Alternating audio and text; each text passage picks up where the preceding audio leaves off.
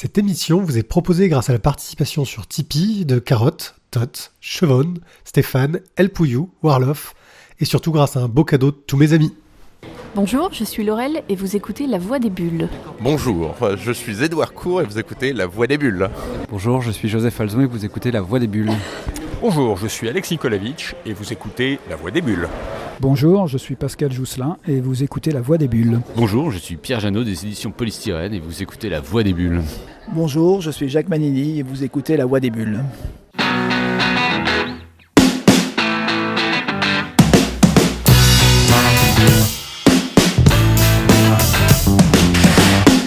Pour mes 40 ans, j'ai eu la chance de me faire offrir une balade au festival de bande dessinée de mon choix.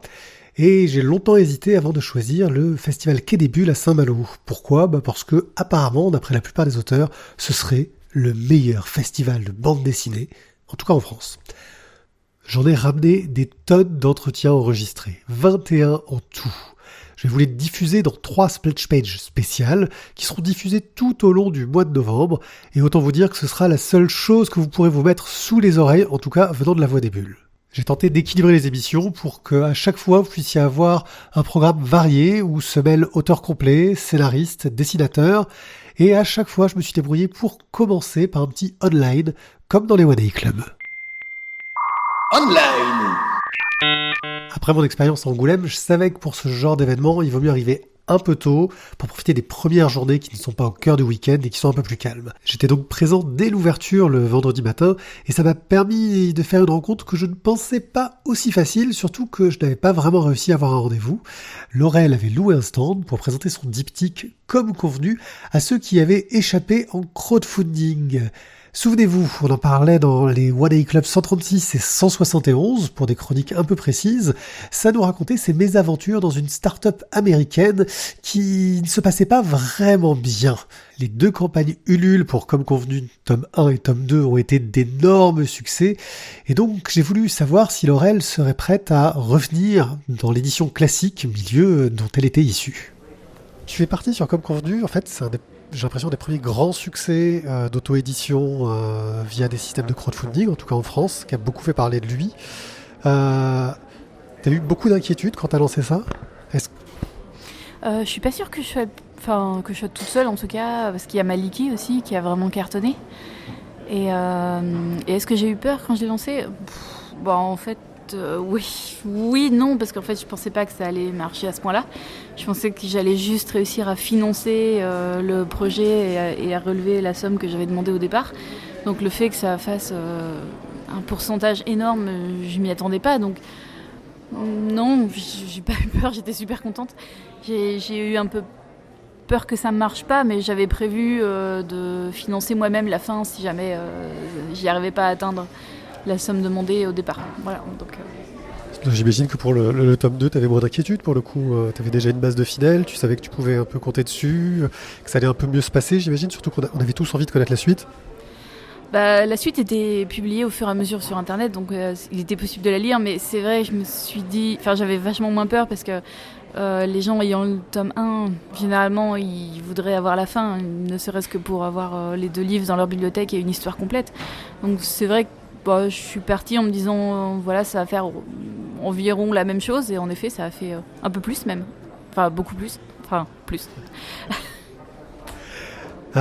Tu es autrice, d'un coup tu as dû devenir éditrice, community manager, gérer pas mal d'autres boulots qui sont pas du tout qui n'est pas du tout ton travail à la base. Est-ce que c'est quelque chose qui t'a plu ou est-ce que tu as ressenti ça un peu comme une galère qui t'empêchait de faire ce que tu fais à la base, c'est-à-dire du dessin ? C'est une bonne question. En fait, je me rends compte que c'est super dur et très long. Et heureusement, avec le crowdfunding, j'ai pu engager quelqu'un pour m'aider, Armel, qui m'aidait à répondre aux messages. En plus, on a eu des problèmes de livraison, donc il y a eu 1200 conversations par mail et tout. J'aurais jamais pu continuer à travailler en même temps, donc il a fallu qu'elle soit là. Et tout ce qui est technique, heureusement, c'est Adrien, mon compagnon, qui m'aide, parce que lui, ça l'intéresse, il aime bien ça. Et moi, c'est pas trop mon truc, il aime bien parler avec les artisans et tout ça.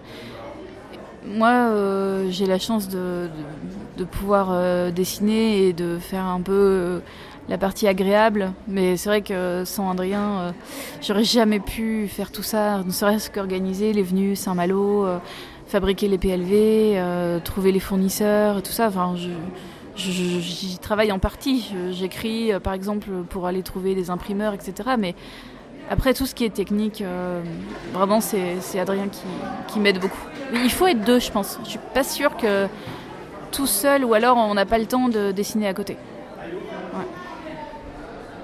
Justement, oui, j'ai vu qu'Adrien, c'est son métier, un peu la technique, tout le code, etc. Il a développé pas mal d'outils, j'ai l'impression, en relation avec Ulule derrière. J'ai l'impression qu'il y a aussi pas mal de changements sur Tipeee. Maintenant que tu es sur Tipeee, des fonctions qui sont arrivées derrière. Par exemple, moi, j'avais été surpris sur Tipeee qu'il y a des fonctions qui sont arrivées juste avant que tu arrives dessus. C'est un hasard ou c'est des demandes que vous aviez faites Il y a certains trucs qu'Adrien a codés, en effet. Et d'ailleurs, si des auteurs écoutent ce podcast et souhaitent des renseignements, qu'ils n'hésitent pas à nous écrire, parce que je pense que c'est super important qu'on reste solidaires entre auteurs et qu'on ne refasse pas la même erreur qui a été faite avec les éditeurs, c'est-à-dire chacun défend son contrat, baisse les prix et du coup après tout le monde est tiré vers le bas. Alors que là justement l'auto-édition, il faut qu'on se parle et qu'on soit solidaires les uns des autres et qu'on partage un peu nos fournisseurs, nos idées. Et puis voilà, le code. Si Adrien a fait des choses qui peuvent intéresser des gens, par exemple la liseuse, on partage le code, il n'y a pas de problème. Je pense que tu avais une grande communauté avant de lancer tes différents projets. Tu penses que c'est quelque chose de nécessaire quand on veut se lancer dans l'auto-édition sur Internet, ou est-ce que tu penses qu'il y a des moyens de réussir en lançant un projet en sortant d'un peu nulle part? Parce que ça m'a l'air quand même... Enfin, ton cas et celui de Maliki aussi, vous m'avez l'air d'être des cas assez particuliers en termes d'auto-édition. C'est vrai, hélas, je suis pas sûre qu'on puisse vraiment lancer un projet aujourd'hui sans avoir une communauté derrière et sans avoir travaillé avant sa communauté. Moi, c'est par hasard que je l'avais parce que je l'ai fait sans calcul, en fait. Je l'ai fait par plaisir, j'aimais bien raconter ma vie sur Internet, donc du coup, ça s'est fait au fur et à mesure. Mais aujourd'hui, sans avoir des lecteurs déjà présents et qui sont prêts à soutenir, c'est vraiment pas évident de se faire connaître, en fait, simplement. Parce qu'il y a plein de gens que ça peut intéresser, mais qui connaissent pas le travail. Tu es ou tu étais, j'ai pas trop suivi, illustratrice pour Docker, qui est une grosse société californienne. Tu as ton Tipeee, tes bandes dessinées. Est-ce que tu continues à travailler pour Docker, ou est-ce que tu arrives maintenant à vivre de ton travail d'autrice de BD ? J'arrive pas vraiment à vivre de mon travail par mois, en fait. Et tant que je fais pas un autre crowdfunding, si jamais ça marche, non, j'ai besoin quand même d'un salaire. Donc je continue à travailler pour Docker. Et c'est vrai que j'ai quand même de la chance d'avoir un boulot à côté qui me permette de faire bouillir la marmite, parce que tous les auteurs n'ont pas cette chance. Et c'est vraiment de plus en plus dur pour eux, quoi. Enfin, pour nous, en général. Enfin, moi, ça va, mais les auteurs, en général, ont une situation difficile. Tu reviendrais vers une édition classique ? Non, pas du tout. Alors, en fait, le meilleur... Enfin, voilà, je peux le dire, parce que de toute façon, il n'y a pas de secret, puis je vais en parler dans ma BD actuelle, mais... les éditeurs sont venus vers moi quand j'ai commencé la BD en ligne, et le meilleur prix qu'on m'ait proposé, c'était 8 000 € pour 500 pages, et ça représente 3 ans de travail. 8 000 € divisé par 3 ans de travail, voilà, ça fait pas beaucoup par mois. Donc... Et encore, c'est la meilleure offre que j'ai eue, et c'était par un gros éditeur. Donc non, je reviendrai plus jamais. En plus, de toute façon, vu que j'arrête pas de dire ça, je pense pas qu'il me reprendrait. Ça dépend, hein, un gros succès, l'éditeur, ça l'intéresse. Hein. Oui, bah, ça l'a intéressé, et puis j'ai dit non, parce que j'ai plus trop envie de participer à ça, parce que c'est peut-être pas leur faute, peut-être qu'ils n'ont pas le choix non plus, et peut-être que... Mais on ne peut plus en vivre avec un éditeur, à moins d'avoir du succès. Et voilà, ceux qui ont déjà du succès, oui, ils peuvent, et tant mieux pour eux, mais ça ne représente pas beaucoup de monde. Je préfère passer beaucoup de temps à fabriquer moi-même les livres et tout ça, mais au moins quand j'en vends un, ça me rapporte plus qu'un éditeur où je dois attendre d'en avoir vendu des milliers, et ça n'arrive jamais. En tout cas, c'est jamais arrivé en plus de 10 ans de travail avec eux. Quelle est ta dernière découverte en bande dessinée ? Petit Paul. de Bastien Vives. Suite à la polémique, du coup, je l'ai acheté pour me faire une idée et voilà, j'ai trouvé que c'était... Enfin, j'ai lu ses mentions sur Twitter et il s'en est pris plein la tronche et je trouve que c'était un peu violent ce qui s'est pris, alors que quand on lit le livre, il n'y a rien d'excitant, il n'y a rien de pédophile, c'est juste un délire. Et voilà, moi ça m'a pas choqué. Évidemment, faut pas le mettre dans les mains des enfants, mais moi j'ai trouvé ça cool à lire et intéressant, mais voilà, il n'y a pas de scandale, je pense. L'autre surprise de mes déambulations, ça a été Édouard Court. Vous vous souviendrez peut-être de nos chroniques élogieuses dans le One Day Club 48, alors ouais, ça remonte pas maintenant, on était en 2012, mais aussi dans le One Day Club 62 et dans le One Day Club 117, et puis on a décidé de traiter la totale dans un DBD et des glaçons, où nous continuons nos éloges sur ce superbe triptyque qu'est Héraclès. On a aussi parlé d'une autre de ces BD, O-Sensei, dans le One Day Club numéro 138. Alors vous devez sans doute imaginer ma joie quand, passant à côté du stand d'Aquileos, qui vois-je seul à sa table, nonchalant, Édouard Court, abandonné. Il était temps de l'interviewer. Bonjour. Alors Édouard, nous on t'a découvert avec Héraclès, qui était vraiment pour nous une œuvre fantastique, parce que tu traitais déjà le personnage d'Héraclès d'une façon très brute, ce que... on trouvait pas forcément. On avait vraiment un côté un peu plus le gars un peu classe, etc. Je suis pas un spécialiste de la mythologie, mais c'est quelque chose qui est dans la mythologie, ou c'était toi qui voulais mettre en avant cette vision ? Alors en fait, bon, déjà la vision de la grosse brutasse, on peut la retrouver par-ci, par-là. Moi, ce qui me choquait, c'est qu'on n'avait jamais une version complète. Et je trouve, pour le coup, en tout cas pour moi, quand j'ai lu bout à bout le mythe avec tous les détails, c'est la seule vision que je pouvais en avoir. Ça devient évident qu'il est comme ça.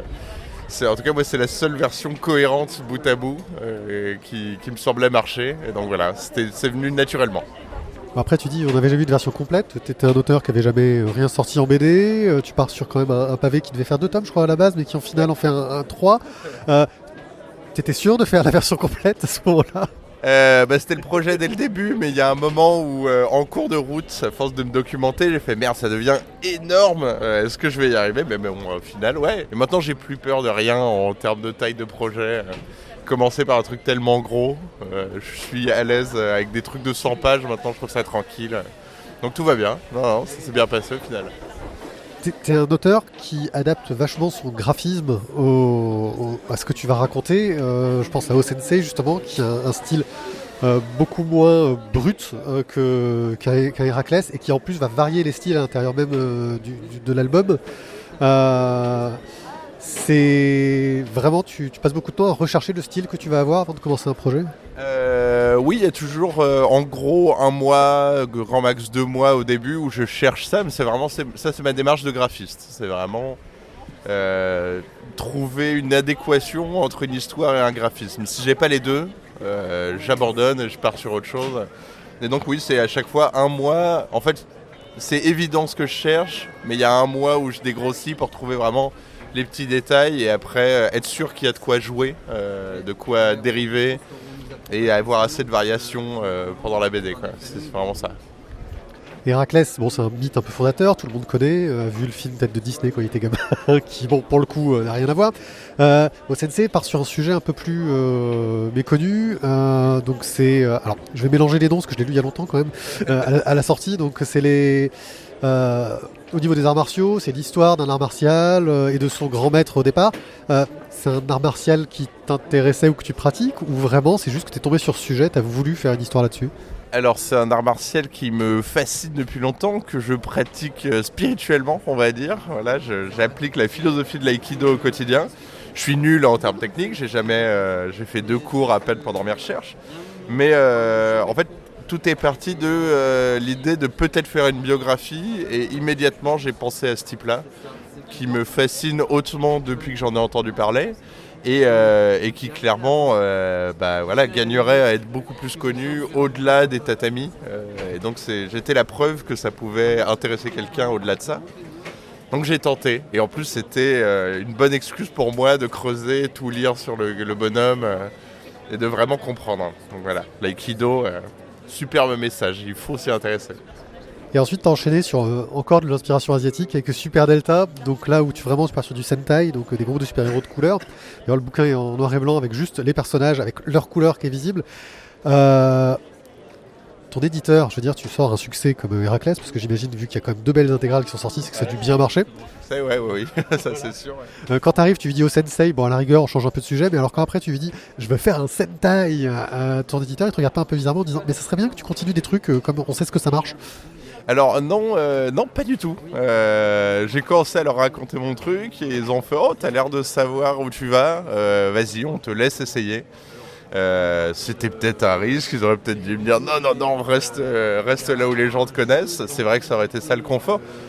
Mais moi je trouvais que c'était le moment justement de tenter ça. J'étais entre deux, pas non plus trop installé pour me casser la gueule et que ce soit dangereux. Donc c'était le moment pour tenter ce petit truc jeunesse qui me titillait depuis longtemps. Et de revenir aux premiers amours du manga, du shonen, du sentai, de tous ces trucs-là, quoi. Tu pars sur un genre qui est hyper codifié avec Super Delta, le Sentai, dans un format un peu différent. Je trouve qu'en plus ça fait un peu luxe. La couverture, même si elle est souple, elle est assez costaud. Tu pensais y amener quelque chose de neuf par rapport à ce que tu avais pu lire. Tu avais une idée d'approche qui rendrait ton projet original et qui lui permettrait de se démarquer un peu? Tout à fait, ouais. C'est ça qui m'intéressait dans le Sentai, c'est que c'est donc effectivement extrêmement codifié, mais il n'y a rien de plus rigolo à revisiter qu'un truc extrêmement codifié justement, et de se dire comment on peut apporter de la nouveauté tout en respectant ces fameux codes. Et moi tout simplement, là, je me disais, j'avais envie de parler, en fait, tous mes trucs parlent un peu du guerrier, mais c'était toujours des guerriers hyper talentueux. Héraclès, c'est le guerrier inné. Moriya Ueshiba de l'aïkido, c'est le guerrier parfait qui a trouvé toutes les solutions, etc. Là, j'avais envie de parler de quand c'est pas les bonnes personnes qui doivent se retrouver à se battre pour les autres, etc.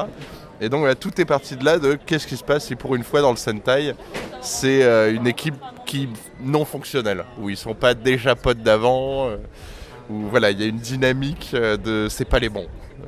Tout partait de là et je me suis dit qu'il y avait vraiment quelque chose à raconter, et aussi pour les gamins, voilà, de leur dire des fois c'est pas toi, mais faut quand même assurer, même si c'est pas toi qui voulais le faire. Ce truc des gens choisis au hasard, ça me fascine un peu comme sujet. Combien de tomes t'as prévu pour les Super Delta? C'est prévu en 5 tomes.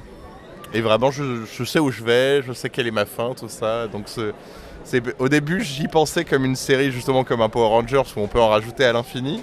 Puis très vite, je me suis dit non, je parle d'un truc en particulier, donc allons droit au but. Donc 5 arcs qui sont chacun un tome.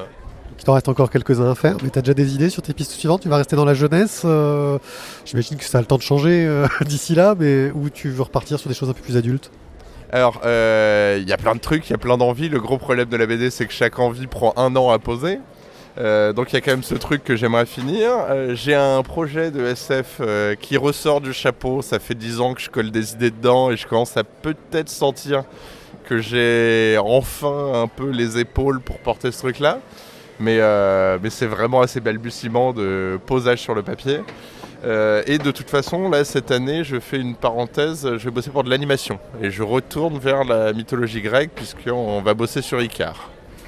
Donc voilà, ça va faire une parenthèse et après on va voir sur quoi je repars, si je poursuis tout de suite les Super Delta, si je fais des projets par-ci par-là. J'ai lancé plein de lignes, donc grand mystère. Mais pour l'instant, mythologie crétoise, cette fois.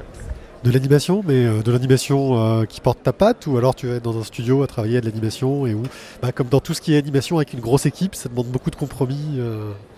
Alors normalement oui, à la base je devais juste être storyboarder, mais là je me retrouve catapulté directeur artistique de tout le projet, donc non, ça va aller. C'est plutôt moi qui vais faire chier les autres à dire il faut que ce soit plus joli. Donc non, là c'est du pur plaisir, je peux sortir des idées irréalisables par une personne, mais il y a des pros qui vont faire ça. Donc long métrage normalement d'animation, et on cherche à quoi ça ressemble en ce moment. Oh super, ce serait pour quand ? Oh là là, c'est l'animation, donc minimum 2020. Enfin, soyez pas trop pressés non plus. Ok, ouais, non, mais comme ça on saura. Ah, c'est le truc des noirs courts, allons-y. On enverra nos gosses. Ouais, on pourra envoyer nos gosses le voir. Je serai pas écrit sur l'affiche, faudra savoir chercher Icare. Si vous voyez un truc sur Icare, c'est ça. Il y a pas photo, c'est sûr. Ce sera ça. Ok, c'est quoi ta dernière découverte en bande dessinée ? Alors du coup, on en parlait avant, c'est Half-Life, donc c'est quoi les noms déjà ? Thomas Caden et Joseph Falzon. Voilà, excellent. Un des meilleurs trucs sur les notions de monde virtuel, de seconde réalité, de questionnement sur ce que c'est qu'être humain. C'est la nouvelle allégorie de la caverne, j'ai trouvé ça super. Et en plus, c'est beau. Donc lisez Half-Life, voilà, c'est le truc, la claque de... Bon, puis après, il y a le nouveau Pedrosa visuellement, mais je ne l'ai pas lu encore. Mais ça, c'est la claque visuelle de la rentrée.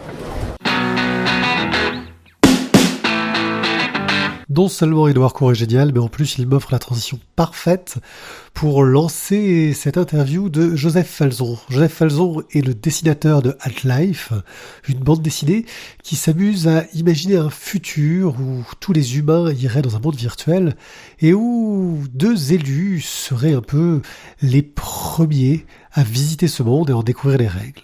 C'est Thomas Caden qui est au scénario, qui malheureusement n'avait pas pu être présent dans l'interview, mais ça n'empêche pas Joseph Falzon d'avoir beaucoup de choses très intéressantes à dire. Half-Life est une bande dessinée de SF qui nous montre un monde un peu futuriste, mais au niveau du traitement graphique, je trouve que tous les personnages sont traités d'un point de vue très un peu naturaliste, un peu humain, c'est pas exagéré, il n'y a pas des postures qu'on s'attend à retrouver dans la science-fiction, on a vraiment l'impression d'avoir une science-fiction du quotidien.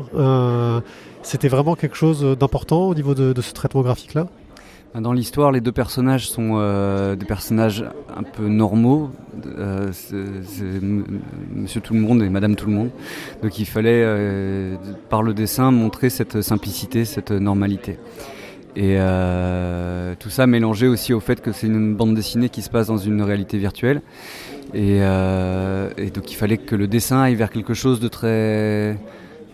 de simple et de froid. C'est pour ça qu'on est parti, avec Thomas, on a eu l'idée de partir vers cette espèce de ligne claire très froide.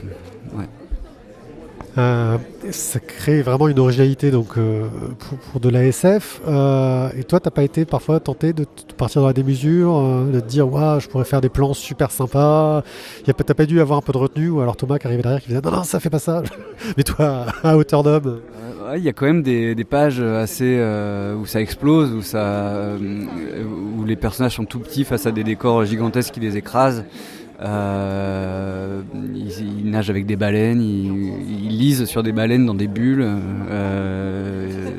Donc au niveau du dessin, c'était quand même chouette de bosser dessus. Il y avait quand même des trucs très chouettes à faire.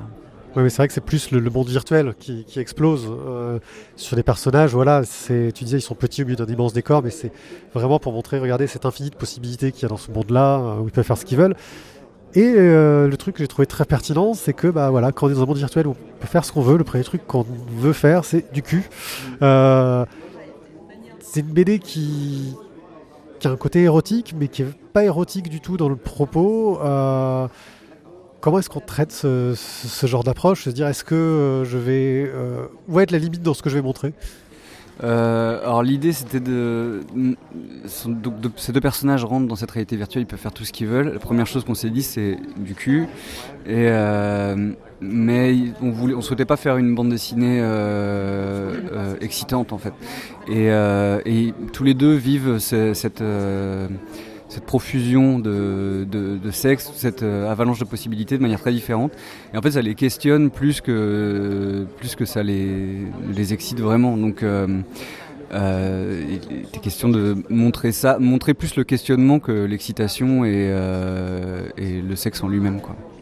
Ouais. Thomas Caden est aussi dessinateur, même s'il dessine plus, quasiment, en tout cas pour de la BD. Ça fait quoi d'avoir quelqu'un qui aussi connaît des techniques, des codes graphiques, il n'est pas derrière à te surveiller, à te dire va par plus par là, à te guider. Il n'a pas un côté... Peut-être c'est un dictateur. Si, il est dictateur, il écrit ses mails en majuscules quand ça va pas. Si, alors Thomas, oui, c'est un ancien dessinateur qui dessine très bien et qui a une idée très précise de ce qu'il veut. Du coup, c'est difficile de tricher et quand il voit quand le dessinateur évite la difficulté, contourne la difficulté, et il dit non, tu refais, ça peut être mieux fait, ça peut être plus intéressant comme ça. Et il est assez exigeant. Alors il travaille avec beaucoup de dessinateurs. Je sais qu'avec moi il est exigeant, je ne sais pas comment il se comporte avec les autres dessinateurs, donc je ne voudrais pas lui mettre une réputation. Il y a Kate là. Non, mais voilà. Mais c'est chouette parce que en général c'est rageant parce qu'il revient toujours. Cette exigence, c'est un peu rageant de temps en temps, mais en général il a toujours raison. C'est toujours justifié et quand il demande une modification, c'est toujours mieux après. Donc voilà. Sur la BD, au niveau de la typo, on est sur une typo à la main qui est un peu particulière et qui m'a un peu perturbé au départ. C'est une typo qui a été recherchée. Alors moi j'écris comme ça pour toutes mes BD, c'est ma typo, mais pour le coup je me suis pas forcément énormément questionné là-dessus, mais je trouve que c'est assez justifié dans le sens où les deux personnages, Josiane et René, ils rentrent dans ce nouveau monde. Et ils le découvrent, sont vraiment on pourrait les assimiler, c'est des enfants en fait, et du coup cette écriture un peu enfantine trouve sa justification là-dedans, et comme sur le côté histoire un peu gentillette qu'on va raconter, mais en même temps il y a du cul et tout ça, quoi. Donc, voilà. Moi j'ai découvert ton travail sur les autres gens.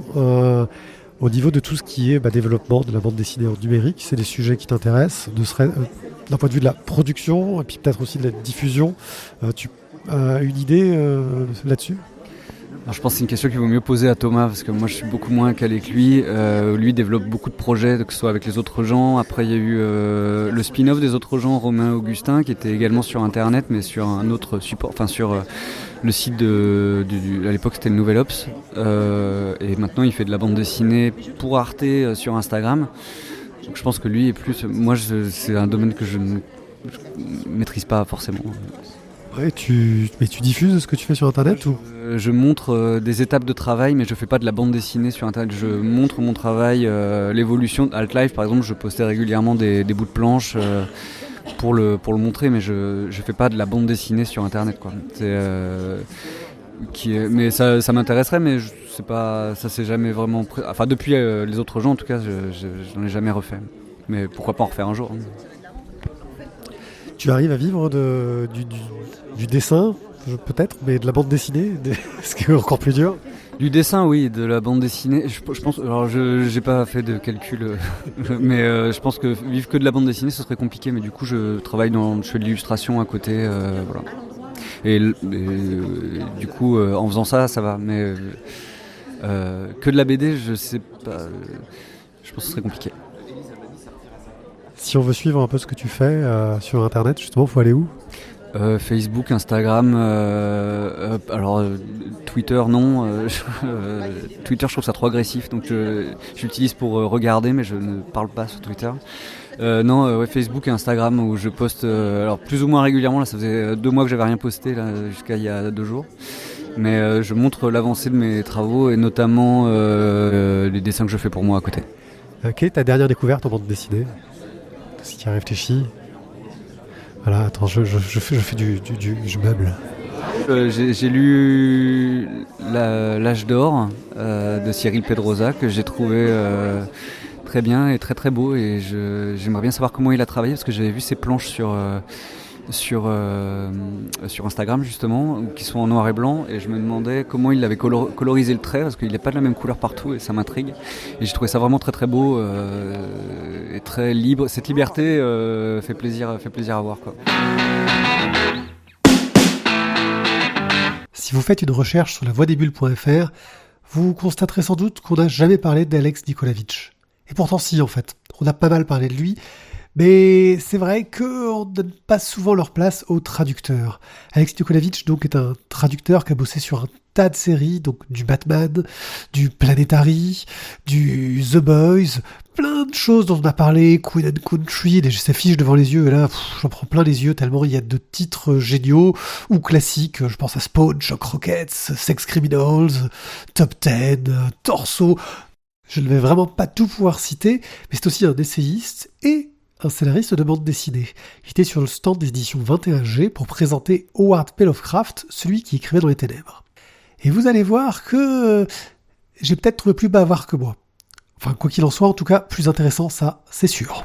Alors, tu es un peu un spécialiste de Lovecraft. Il me semble que tu as écrit d'autres choses autour de ce personnage. Alors, autour du personnage de Lovecraft, non, mais j'avais mon premier roman, qui était un roman de science-fiction, était un space opéra Lovecraftien, ou en tout cas il se voulait Lovecraftien. Les lecteurs ont trouvé qu'il n'y avait pas assez de monstres, qu'on ne voyait pas assez les monstres. Justement, moi ça me semblait ne pas montrer complètement, ça me semblait justement très Lovecraftien. Et puis j'ai écrit un peu plus récemment, une nouvelle dans une anthologie d'hommage à Lovecraft. Et par ailleurs, je suis traducteur sur la très grosse biographie de Lovecraft par Estée Yoshi qui sort l'an prochain chez ActuSF. Et comme c'est un monstre, on est plusieurs traducteurs dessus, c'est assez colossal, je crois que ça fait 3 millions de signes. On doit être un pool de 8 traducteurs dessus. Au dernier des comptes, mais il y en a certains qui ont lâché l'affaire tellement le boulot était colossal. Donc oui, je connais bien le boulot et le personnage, et ça faisait assez longtemps que j'avais envie de travailler autour de Lovecraft. Alors, tu es surtout connu, en tout cas par moi, en tant que traducteur, notamment pour pas mal de séries de comics. Je parlais tout à l'heure de The Boys, tu as fait du Batman, etc. L'écriture, autre que la traduction, c'était quelque chose qui était un chemin déjà pensé au départ, ou c'est parce que tu as traduit que tu t'es dit mais je pourrais écrire aussi? Non, j'ai toujours voulu écrire, et c'est parce que, en fait, alors ça remonte déjà à une vingtaine d'années, mais j'écrivais dans des fanzines il y a 25 ans, notamment j'écrivais sur les comics. Et il y a une petite vingtaine d'années, Thierry Mornay, qui à l'époque était chez Semik, venait d'arriver chez Semik et qui est maintenant le responsable des comics chez Delcourt, me fait, ça fait quelques temps que je lis tes articles, je vois que tu comprends très bien, que tu analyses très bien ce que tu lis en anglais, et tu écris très bien le français. Pour moi, c'est les deux qualités que je recherche chez un traducteur. Est-ce que ça te dirait de faire un essai? Donc je me suis retrouvé un peu par hasard à faire des essais de traduction pour Semik. Et une chose en entraînant une autre, j'ai travaillé depuis pour Delcourt, Les Humano, Bambou, Glénat, Urban, etc. Actuellement Snorleux aussi. J'arrête pas de faire. Depuis 20 ans, je n'arrête plus de faire de traduction. Même si au départ, c'était l'écriture mon objectif prioritaire. Mais mon premier album chez un tout petit éditeur qui s'appelait La Cafetière est sorti à peu près en même temps, à 3 mois près, en même temps que ma première traduction. Tu dis que tu fais du roman, là c'est une bande dessinée sur Lovecraft, tu as une prédilection pour une de ces formes de narration? C'est deux choses différentes. La bande dessinée permet de jouer avec de l'image, et le roman d'en laisser beaucoup plus, de laisser le travail d'imagerie au lecteur. Donc ça permet de travailler le roman beaucoup plus sur l'intériorité des personnages. Donc la même histoire, je ne la raconterai pas du tout de la même façon en roman qu'en bande dessinée. Mon premier roman au départ avait été conçu pour être un scénario de bande dessinée, et j'ai tout refait à partir du moment où, comme l'éditeur ne l'avait pas accepté, c'est un éditeur qui a de gros problèmes financiers à l'époque, et il m'a dit c'est pas mal, mais pour l'instant on n'a pas les moyens de te payer. Et donc le truc, je l'avais gardé dans mes tiroirs. Et les Moutons électriques, donc éditeur de romans, pour qui j'écrivais des essais, et jusqu'alors on discutait de la possibilité de faire du roman. Je leur ai proposé ce truc-là qui leur a plu d'emblée. Donc restait pour moi de convertir mon scénario qui n'était pas finalisé. J'avais un synopsis, je devais avoir une vingtaine de pages de script, et de transformer tout ça en un roman. Donc du coup, ça a donné le résultat est très différent de ce que ça aurait été en bande dessinée, même si par exemple c'est la même fin, même si c'est grosso modo les mêmes personnages.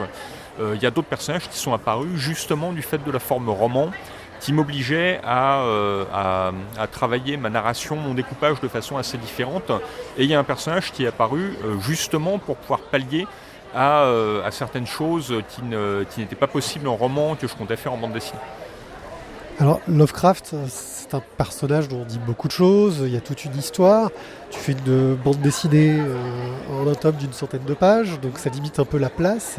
Tu as choisi un point de vue particulier pour raconter l'histoire de ce personnage? Alors, je m'intéresse beaucoup aux mythologies du XXe siècle. Star Wars, les comics, et Lovecraft est un grand créateur de mythologie.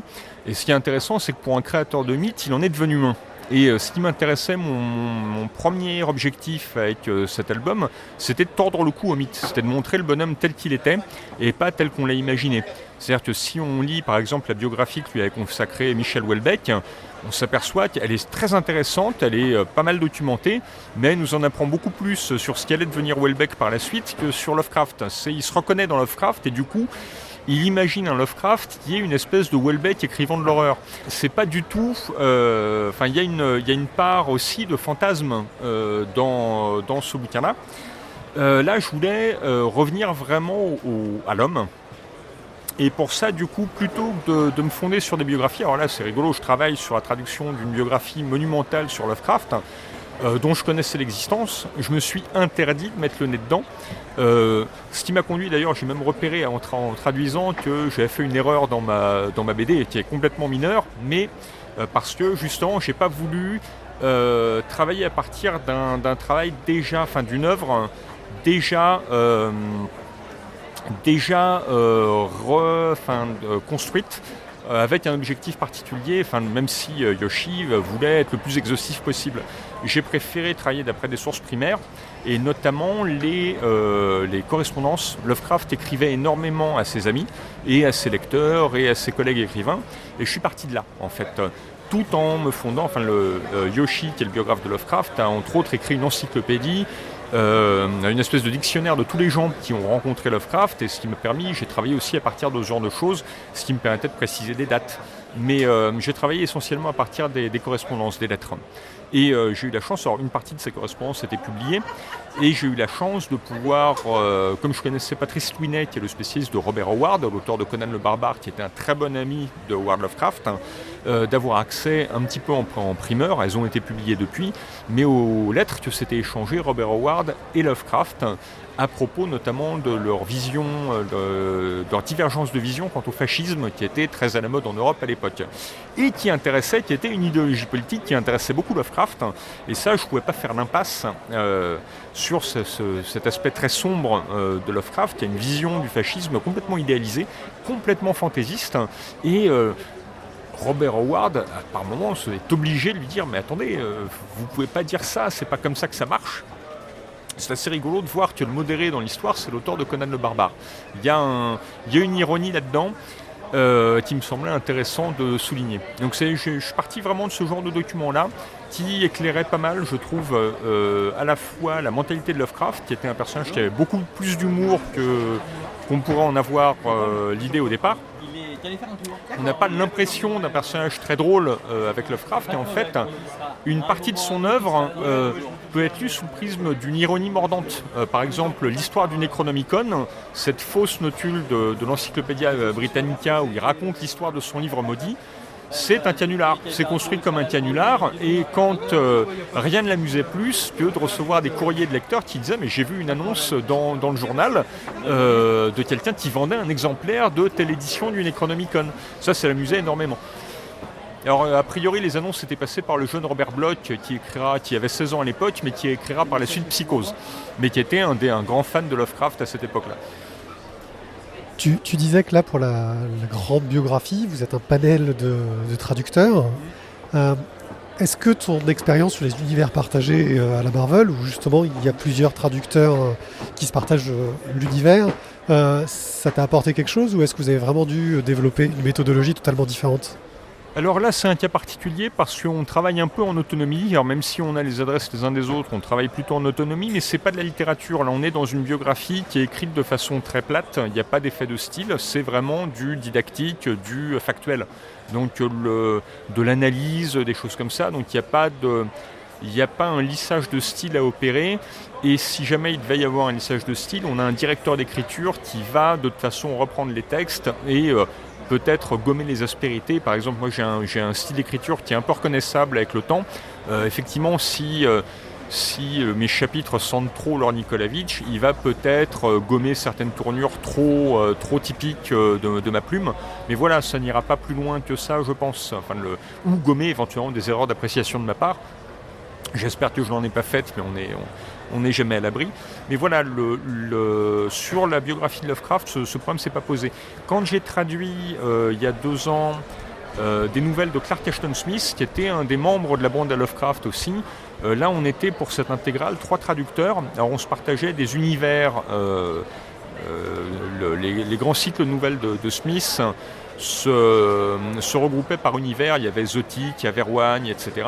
Et en fait, on avait chacun 2 traducteurs se partageaient les gros univers et moi j'avais tout le reste. Toutes les nouvelles, les petits cycles très courts de 2-3 nouvelles, etc. Donc là, on avait des échanges pour lisser certaines petites choses, mais de toute façon, là aussi, on avait une directrice d'écriture qui a lissé un petit peu le style. Après, sur des univers partagés, il y a un fichier commun qui est mis à jour par les traducteurs pour savoir, par exemple, tel personnage, mettons, par exemple, le Martian Manhunter chez DC Comics. On a pris le parti de le traduire, de conserver une ancienne traduction des années 70 qui le rendait en limier martien. Mais il faut qu'on soit tous sur la même chose pour que le truc fonctionne. Donc on a ce fichier commun.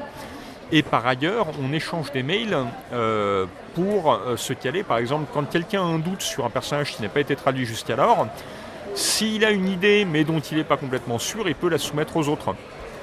Le serment des Green Lantern chez DC Comics encore, il y a eu un travail collectif à partir d'un serment tel qu'il avait été traduit par un collègue et qu'on a un petit peu fait évoluer jusqu'à obtenir un consensus sur c'est la meilleure version possible du serment que prononce Hal Jordan quand il recharge son anneau.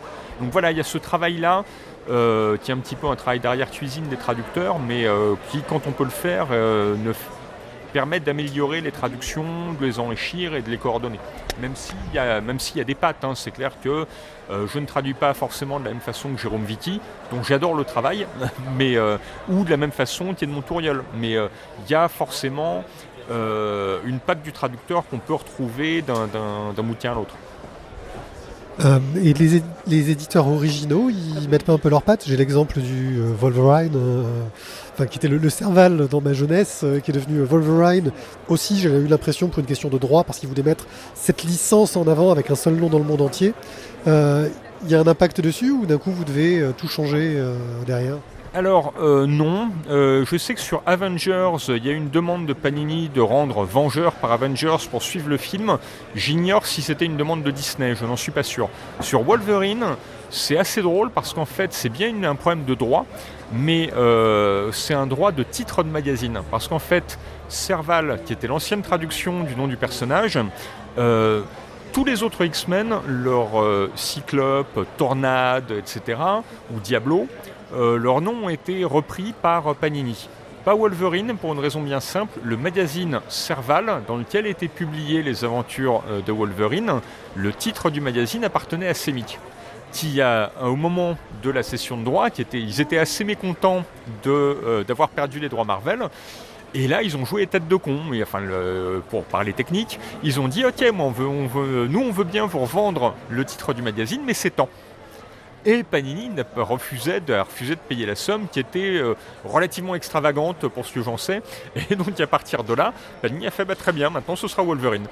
C'est une histoire uniquement, je ne vais pas dire d'égo, mais de querelle d'éditeurs français. Et Marvel n'a rien eu à voir là-dedans. Vraiment, c'était vraiment une histoire, je ne vais pas dire franco-française, mais franco-italienne, liée à la revente d'un titre de magazine, puisque les titres de magazine sont déposés. C'est quoi tes prochains projets, que ce soit en traduction, en BD, en roman ? Alors en traduction, c'est toujours difficile d'en parler parce que parfois je suis soumis à de la confidentialité, donc je ne sais pas de quoi j'ai le droit de parler ou pas. Donc sachant que là par exemple, je viens de rendre la traduction du 3e Bruce Wayne, meurtrier et fugitif, qui était une aventure de Batman qui a une petite vingtaine d'années mais qui était inédite en français et dont Urban a recommencé la publication française. Là, je vais travailler prochainement sur le tome 2 de Jimmy's Bastards, qui est une série de Garfenis et Ross Brown, qui est une parodie de James Bond un petit peu trash et sur laquelle je m'amuse beaucoup. En roman, au mois d'avril, va sortir un roman sur Uther Pendragon. Alors là, j'étais très embêté parce que les éditions les Forges de Vulcain viennent d'en sortir un sur le même thème. Et l'auteur de ce bouquin-là a travaillé en même temps que moi. Donc quand j'ai eu que ce truc-là sortait, j'étais très embêté. Alors ça tombe bien que mon roman soit repoussé. Il aurait dû sortir là beaucoup plus tôt, mais il a été repoussé pour des raisons de calendrier éditorial. Et ça permet d'éviter que les deux bouquins sortent en même temps. Par ailleurs, Ils sont tellement différents dans le ton, le sujet arthurien, la matière arthurienne est tellement riche qu'il y a 36 manières de la traiter. Et du coup, j'ai été voir quand même ce qu'avait fait mon confrère sur Uther Pendragon. Il a une vision du personnage complètement à l'opposé de la mienne. Du coup, c'est super intéressant à lire. Et ça me permet effectivement de ne pas me retrouver avec un bouquin qui fait doublon d'un bouquin existant. Mais voilà, donc ma prochaine grosse sortie en roman, c'est le Uther Pendragon, qui s'intitulera normalement 3 coracles cinglés vers le couchant. J'ai voulu faire un titre un petit peu archaïsant. Et ma prochaine nouvelle, c'est dans les anthologies Dimension Super-Héros de chez Rivière Blanche, où là, je reprends des personnages qui étaient publiés par Semic à l'époque, donc il y a un peu des boucles bouclées là-dessus. Romain Duissier, qui s'occupe de ces anthologies, m'avait demandé de reprendre le personnage de Ra, le seigneur d'Héliopolis, qui est une espèce de Thor égyptien, qui était publié dans... je ne sais plus quelle revue de chez Semic à la fin des années 60. Donc là, je me suis amusé à faire du Thor à l'égyptienne. Et mon prochain album de BD, c'est une biographie de Disney chez les éditions 21G, chez qui donc j'ai déjà sorti le Lovecraft. Et là, il y a un bouquin sur Disney, à la fois grand génie de l'animation et industriel, un petit peu crapuleux parfois quand il s'y mettait. Et donc c'est ce côté un petit peu... le côté un peu patron voyou du personnage qui m'intéressait, tout en donnant un portrait équilibré, parce que c'est quelqu'un qui a vraiment fait avancer les choses au niveau de l'animation et qui avait vraiment une vision qui était extrêmement novateur et qui avait vraiment une vision. Donc essayer d'équilibrer un peu... ce sera dessiné par Félix Ruiz avec un traitement graphique très très chouette dans un style très franco-belge qui désamorcera les côtés les plus sombres de l'album. Parce qu'il y a des trucs assez dark dedans quand même. Ce qui sont un peu surprenants venant de Disney, mais c'est intéressant de le voir par exemple participer à la chasse aux sorcières dans l'Amérique des années 50. Ça donne des scènes assez crotignolettes.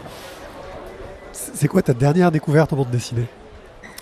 Alors ça c'est un peu compliqué parce que je lis essentiellement des vieilleries en ce moment. Il y a des moments, des périodes comme ça où j'ai besoin de me ressourcer et où je vais me refaire par exemple tout un tas de vieux Doctor Strange des années 70-80 ou des choses comme ça. Donc là en ce moment je suis en train de relire les Doctor Strange de Roger Stern et Paul Smith. Mais ma dernière grosse découverte, alors je ne vais pas parler de trucs qui m'ont été conseillés et qui sont connus. Par exemple, là, tout à l'heure, on parlait des vieux fourneaux. Je ne peux pas dire j'ai découvert les vieux fourneaux. C'est des amis qui m'ont dit si, il faut que tu ailles voir ça. C'est eux qui ont découvert le truc pour moi et qui m'ont dit c'est génial, ou la rap du futur, ce genre de choses. Je ne peux pas dire j'ai fait une découverte. Par contre, Space Brothers, qui est la série que je suis en ce moment en manga, c'est quelque chose dont on n'a pas beaucoup parlé, j'ai l'impression. Et que j'aime vraiment beaucoup. Il y a un truc sur la conquête spatiale, ça se situe dans un futur proche, mais tout est sourcé, tout est basé sur des technologies en cours de développement, et c'est un portrait relativement réaliste de l'entraînement des astronautes et des problèmes psychologiques qui vont avec. Donc ça, c'est la série que je recommande, et dont on parle, à mon avis, pas assez. Grand fan des expérimentations en bande dessinée, je ne pouvais pas passer à côté d'une rencontre avec Pascal Jousselin. Pascal Jousselin, c'est l'auteur d'Imbattable, dont on a chroniqué le premier tome dans le One Day Club 159. C'est l'histoire d'un super-héros qui, en gros, peut jouer avec les règles de la BD, se balader de case en case et transgresser un peu toutes les règles narratives, tant que ça reste dans le sujet de la bande dessinée. On retrouve un peu tout ce côté Oubapo, qui existe aussi chez Marc-Antoine Mathieu et d'autres auteurs du même type, et vraiment, j'adore ça. Ça veut pas dire que le travail de Pascal Jousselin sur l'atelier Mastodonte n'est pas aussi très rigolo, mais franchement, Imbattable a vraiment mes préférences. Imbattable est vraiment une bande dessinée que je trouve assez particulière, non seulement parce qu'il y a beaucoup d'effets en jouant avec le média bande dessinée, mais aussi parce que tu as créé un personnage de super-héros qui est une sorte de cliché à la française. C'était volontaire de faire une sorte de héros du quotidien qui passe par là, qui n'a pas ce côté un peu grandiloquent du super-héros à l'américaine. Oui, c'était volontaire parce que j'aurais eu du mal à faire sérieusement un personnage costumé. Au premier degré, c'était impossible pour moi. Imbattable, la naissance d'Imbattable est un peu particulière parce que en fait, ce qui s'est passé, c'est que j'ai fait les 2 premières pages d'Imbattable qui correspondent aux 2 premières pages qui sont dans le tome 1, de manière très instinctive chez moi, dans mon coin. sans vraiment réfléchir, vraiment comme une récréation. Et c'est une fois que je les ai terminés que j'ai pris un peu de recul et je me suis dit tiens, qui est-ce que ça pourrait intéresser ? Et donc je me suis dit ça pourrait potentiellement être raccord avec ce que publie Spirou actuellement. Donc je vais leur envoyer, je connaissais personne là-bas, mais je me suis dit j'ai rien à perdre. Et suite à ça, le rédac chef de l'époque m'a rapidement recontacté pour me dire qu'il était intéressé. Et c'est seulement à ce moment-là en faisant le 3 et 4e épisode, que j'ai commencé à me dire ces choses que j'avais fait de manière instinctive, qu'est-ce que c'est réellement ? Et en effet, c'est là que je me suis rendu compte que ce qui m'intéressait, c'était un des aspects d'un Imbattable qui m'intéressait, c'était ce côté aventure du quotidien, super-héros qui tond sa pelouse, qui fait sa vaisselle et qui va manger le dimanche midi chez sa grand-mère tout en arrêtant des bandits, quoi, voilà, ce mélange-là. Tu lis de la bande dessinée de super-héros, ou tu en as lu à la base, ou pas du tout ? Pas trop, mais j'ai aucun blocage particulier là-dessus. Ça m'arrive de lire des comics, mais j'ai pas vraiment cette culture-là. Donc voilà, je pense que ça vient de là aussi. En fait, le moteur d'Imbattable, donc c'est un des moteurs d'Imbattable, c'est de faire des choses qu'on ne peut faire qu'en bande dessinée. Donc à partir du moment où je me suis dit, tiens, un personnage qui aurait la capacité de voir ce qui se passe dans les cases adjacentes et qui aurait la capacité de passer d'une case à l'autre ou de s'envoyer des objets d'une case à l'autre, forcément c'est un super pouvoir. Donc si c'est le seul à avoir ça, c'est un super héros. Et de là, comme ça commençait par des gags en une page, la figure du super héros s'est tout de suite imposée pour des raisons d'efficacité, puis ça paraissait tellement logique. Une des figures classiques, un des clichés du super-héros, c'est l'origin stories. C'est l'histoire qui raconte les débuts de ce personnage. T'en prévois une pour Imbattable ? Non, a priori non, pour la raison justement que petit à petit, au fil des premières histoires, je me suis rendu compte que un des trucs qui m'amusait, c'était ce côté absurde du personnage de super-héros, qui non seulement n'a pas du tout un physique de super-héros, mais qui en plus est dans un univers décalé. Il n'est pas dans une ville, dans une cité ultra moderne de type Gotham. Il est dans une petite ville tranquille avec des pavillons, etc. Il n'est pas ami avec des gens du FBI. Son copain, c'est un capitaine de gendarmerie. Tout est à cette échelle-là. Et le fait de lui faire jamais quitter son costume, pour ajouter à ce côté un peu absurde donc du personnage, comme je disais il y a un instant, du personnage en costume de super-héros qui tond sa pelouse ou qui va faire ses courses, et par ricochet, finalement, quelqu'un qui quitte jamais son costume, c'est quelqu'un qui n'a pas d'identité secrète. Donc quelqu'un qui n'a pas d'identité secrète, ça devient... On est sur un registre un peu absurde, et du coup, aller gratter de ce côté-là, sur une pseudo-origine et tout ça, mettrait le doigt sur... risquerait de faire effondrer cet édifice-là. Donc les choix que j'ai faits font que, pour moi, j'ai l'impression, je trouverais peut-être une solution, mais a priori, il est exclu, ça me semblerait pas très logique de partir dans cette direction-là. Moi, j'avais beaucoup aimé l'idée justement de ce personnage qui voit tout ce qui se passe autour de lui, qui peut interagir d'une case à l'autre. Ça m'avait un peu rappelé ce qu'avait fait parfois Gottlieb sur certaines de ses planches. C'était dans la rubrique Abrac, il me semble. Mais j'avais très vite peur des limites du procédé, parce que c'est un peu difficile de ne pas faire quelque chose de répétitif. Et puis il y a eu des histoires un peu plus longues, où tu faisais apparaître d'autres personnages avec d'autres pouvoirs. Tu penses pas qu'à un moment donné, ça va être difficile de trouver quelque chose de neuf et de ne pas se répéter au niveau des procédés techniques et humoristiques ? Alors un des moteurs d'Imbattable... quand j'ai fait les 2 planches, donc je vais revenir aux origines, quand j'ai fait les 2 planches que j'ai présentées à la rédaction de Spirou, donc ils ont accepté le projet, et moi je leur ai dit à ce moment-là, vous savez, je vais faire 6 ou 8 histoires, parce que je pense qu'au bout de 6 ou 8 pages, j'aurais fait le tour de la question. Donc, c'est en avançant, je me suis dit, mais finalement, ce petit pouvoir tout bête permet bien plus de choses que ce que j'imaginais. Donc je vais pouvoir en faire plus. Mais rapidement, moi ça a toujours été en fait depuis le début de ce projet, l'idée d'essayer de faire en sorte d'éviter de tourner en rond. Ça a toujours été un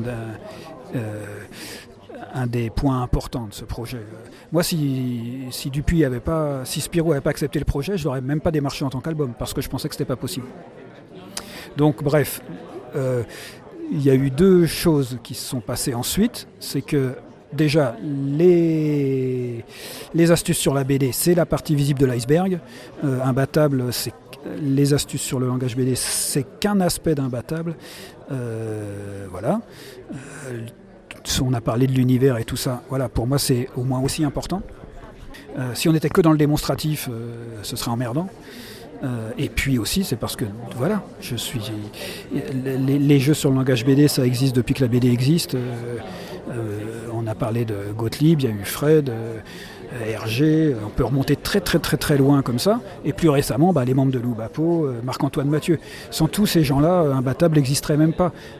C'est pas pour rien non plus que j'ai demandé à Dupuis, je voulais qu'on ait des couves classiques, je voulais pas qu'on mette en avant le côté original d'Imbattable, parce que pour moi, c'est pas... pour moi, j'estime pas que c'est quelque chose d'original. Bref, donc dans les moyens de ne pas tourner en rond, il y a eu plusieurs choses. Il y a eu, en effet, ne plus se limiter rapidement. J'ai demandé à Dupuis de me laisser libre de la pagination. Et si j'ai une histoire qui nécessite 4 pages désormais, voilà, est-ce que c'est possible ? Ils ont accepté tout de suite.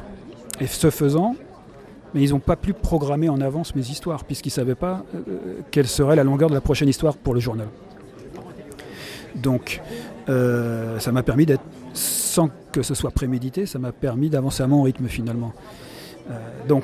Pendant 5 ans, j'ai fait une centaine de pages en 5 ans. Donc si vous ramenez ça au nombre de pages par an, c'est pas grand-chose finalement, c'est 20 pages. Il y a ça. Et puis l'autre truc qui m'a ouvert tout d'un coup, je me suis dit, mais oui, c'est ça. Tout d'un coup, je me suis dit, mais si je faisais d'autres personnages, si je les faisais rencontrer ou affronter d'autres personnages qui eux aussi ont des pouvoirs liés à la bande dessinée. Et voilà, à partir de là, il y a tout un champ qui s'est ouvert. Et voilà. Mais le deal de départ avec Dupuis, ça a toujours été, tant que j'ai des idées, je continue. J'arrête si j'ai plus d'idées.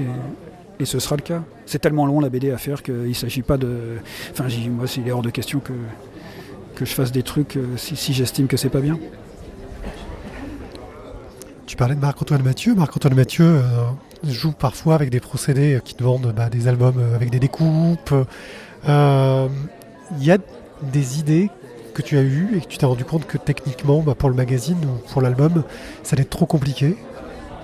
Oui, alors ce qui se passe, c'est justement, je fais la démarche inverse. Il y a un trou dans le tome 1, et donc j'avais cette envie-là. J'ai demandé avant techniquement ce qui était possible. Je leur ai demandé, ça se situerait où ? Est-ce que je peux faire la forme que je veux ? Et c'est une fois que j'ai eu les contraintes techniques que j'ai construit l'histoire autour de ça. Dans le tome 2, il y a un rabat, c'est exactement la même chose. J'ai dit, j'ai envie de faire un truc avec un rabat. Qu'est-ce que, de votre côté, techniquement, qu'est-ce qui est possible ?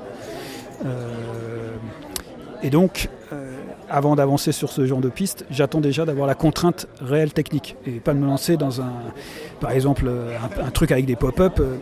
Ce serait très coûteux, etc. Donc, je ne vais pas passer 2 mois à essayer de monter une histoire qui sera impubliable parce que techniquement, Dupuis me dira non, ça coûte trop cher.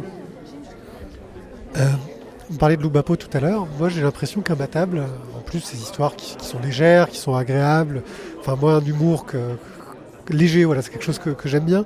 Ça fait penser à de Loubapo jeunesse. C'est une sorte d'initiation aux possibilités de la bande dessinée pour les jeunes.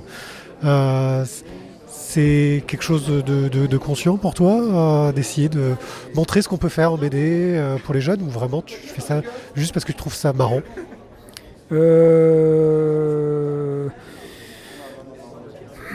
Je sais pas trop quoi répondre parce qu'en effet c'était un peu instinctif, ça je suis tout à fait conscient de cet aspect-là. Est-ce que c'était volontaire ? Ça, je crois pas. En fait, je crois que je me suis rendu compte que c'est Imbattable, donc que j'ai commencé instinctivement sans réfléchir, avec le recul, je me rends compte que j'ai un peu mixé deux aspects de choses que j'aime en tant que lecteur. C'est-à-dire la bande dessinée classique franco-belge, celle qui m'a fait venir à la bande dessinée, celle qui m'a fait, enfant, donner envie de devenir auteur. Tu vois, le Spirou, Tintin, Lucky Luke, le classique franco-belge. Et puis, grandissant, voilà, j'ai lu d'autres trucs. On a cité plein d'auteurs qui jouaient avec le langage BD il y a quelques minutes, mais aussi des auteurs indés, etc. Et j'ai l'impression que, sans m'en rendre compte, inconsciemment, j'ai mixé ces deux choses-là. Voilà. Donc, oui, le résultat, en effet, peut donner ce que tu viens de dire. Quelque chose que j'ai trouvé assez rigolo, c'est que quand on lit Imbattable, on a l'impression qu'il y a un côté très formaliste avec la bande dessinée.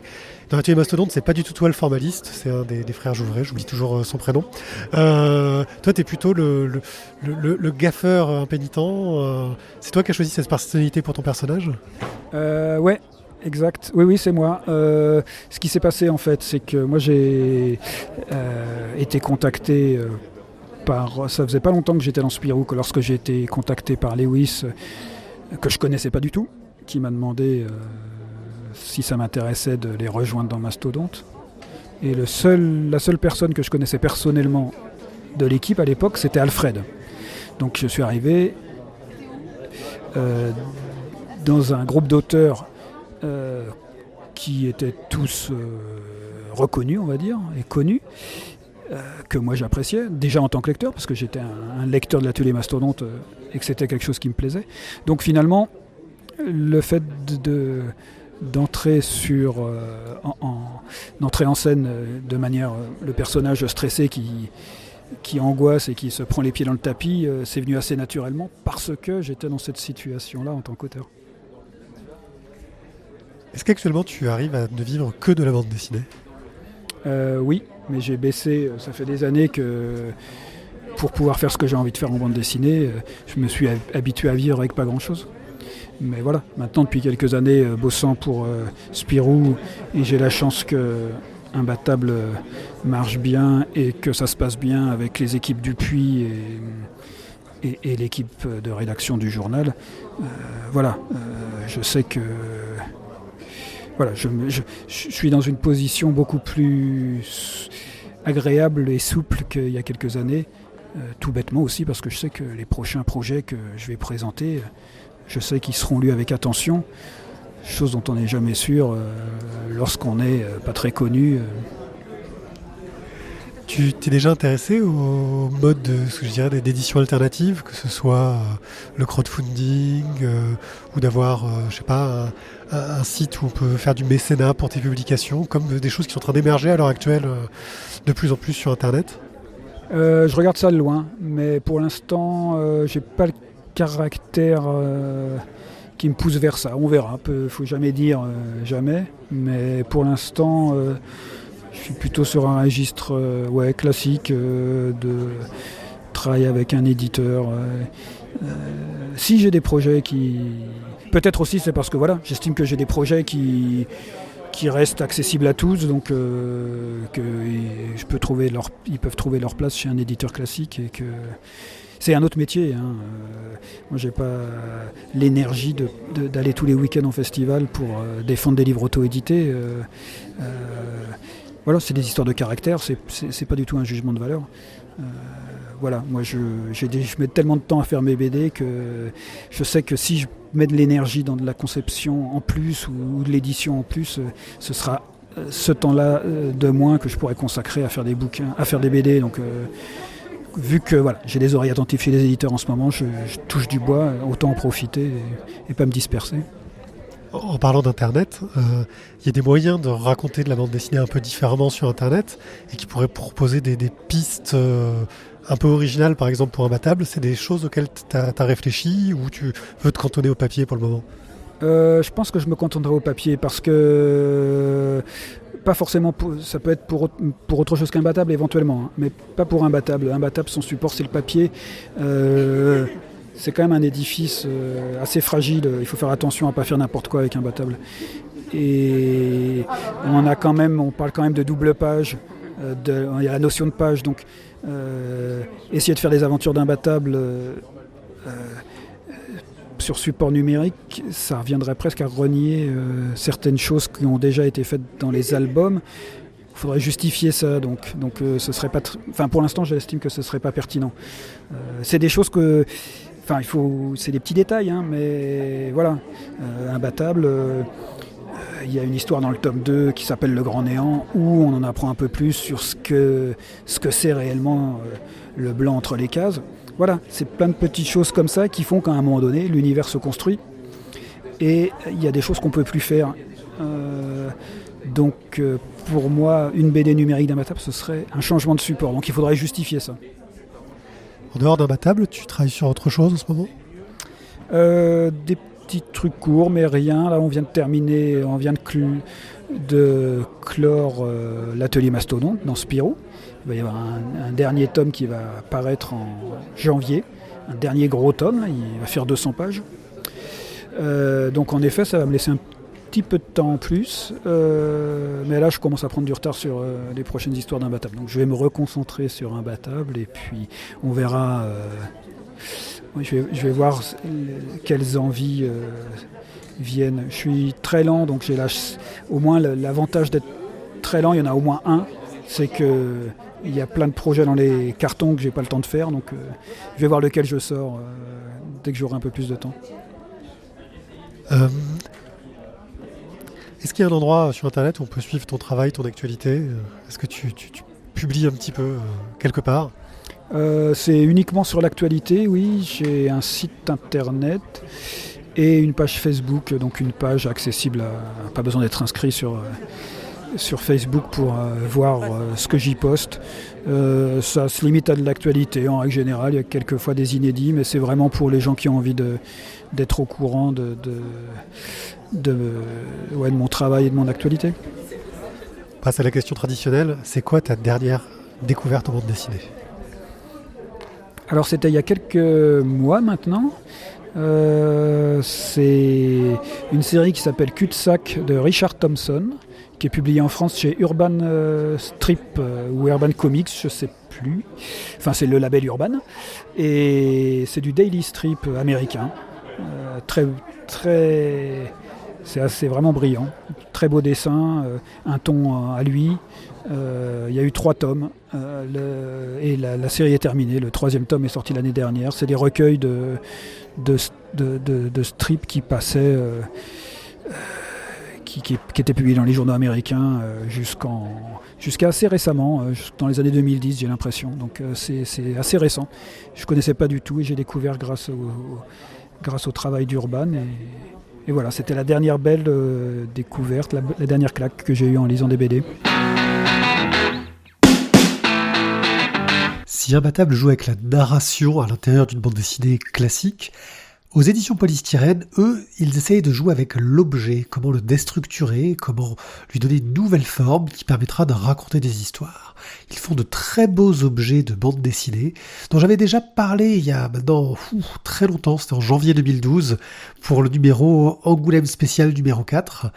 J'ai rencontré Pierre Jadot, un des cofondateurs de la maison d'édition associative, et on fait un petit peu le point sur l'évolution de cette maison d'édition pas comme les autres. J'avais déjà discuté avec des collègues à toi à Angoulême il y a des années, et je trouve que vous faites un travail super intéressant sur un peu la déconstruction de la narration. Comment est-ce qu'on peut retravailler l'objet livre pour en faire quelque chose qui soit plus vraiment un livre. C'est vraiment le point de départ total de ce que vous faites en termes d'édition. Vous vous dites pas un jour j'ai un bouquin qui pourrait être bien normal et j'aimerais bien faire quelque chose d'un peu plus classique. Dans la facture du livre, si dans la construction du livre, ça peut arriver. C'est des questions qu'on s'est posées. Mais il faut qu'il y ait quand même un système, une astuce de fonctionnement. Par exemple, un des trucs qu'on s'est dit qui pourrait être faisable, par exemple, c'est un livre entièrement noir avec juste des en surimpression de plusieurs couleurs et du coup d'avoir tout un jeu comme ça où on doit quand même bidouiller un peu le livre avec la lumière et faire apparaître les informations. Donc ce genre de truc, en fait, ça peut rentrer un livre classique, comme on a un livre là du coup qui est un livre qui ressemble vraiment à un livre très classique, une seule reliure, souple et tout ça, mais l'astuce va venir avec des filtres qui vont se caler dessus et faire disparaître une des deux couleurs imprimées.